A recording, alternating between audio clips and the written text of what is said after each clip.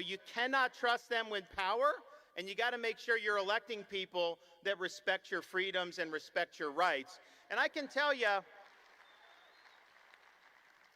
what we did in Florida was really lead the nation in all these things. A lot of other states followed us, but we had to be the first one on all these major issues, and it's not easy. I tell you, when I was doing all this, they were hammering me every single day. Oh, the beaches are open, businesses, restaurants, you have kids in school, all this other stuff. And it wasn't just local media, it was national, international, the left. A lot of establishment Republicans were criticizing me too. But you know, I looked at all that and said, I got elected to stand up for people. I can take the hits.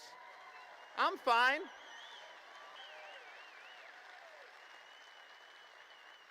And I'm proud to say that the state of Florida has done very well over the last couple years.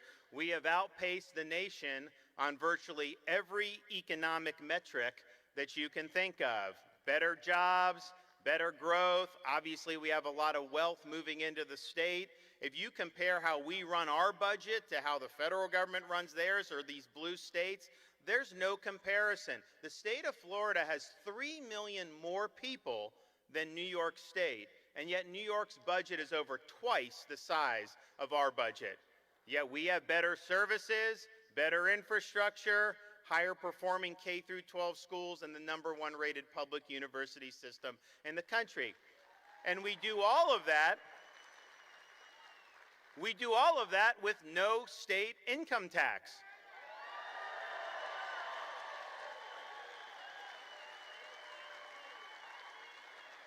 And even though we don't tax, just because we've been open and free and have attracted people, our budget year that just ended June 30th, the top line of the budget was $102 billion.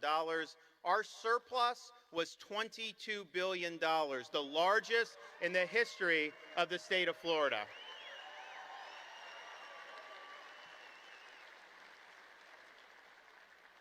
And so we have occupied this position as blue states locked down, as blue states engaged in bad policies. Florida was the Citadel of Freedom for people. We've seen in this country a massive exodus of people out of blue states and into states like Arizona, Texas, but Florida being #1. The American exodus has viewed Florida as the promised land. We've led the nation in migration over the last 3 years. We've had more wealth move into Florida than any state has ever seen in the history of the United States. But people will sometimes ask, okay, who are these people moving? Are they going to move from blue states and then vote the same way and then change Florida? So, you know, we've been a very competitive swing state for a long time. Now, we're used to people from the Northeast. We're used to people from the Midwest. I can tell you, someone born and raised in Florida, I never saw very many California license plates until recently. And a lot of Floridians were freaked out when they saw the California plates because they didn't know what that meant. Well, I can tell you, fortunately, here's what it's meant. When I got elected governor in 2018, there were almost 300,000 more registered Democrats in the state of Florida than Republicans, and Republicans had never outnumbered Democrats in the history of the state until I took office. Today, we have 232,000 more Republicans than Democrats.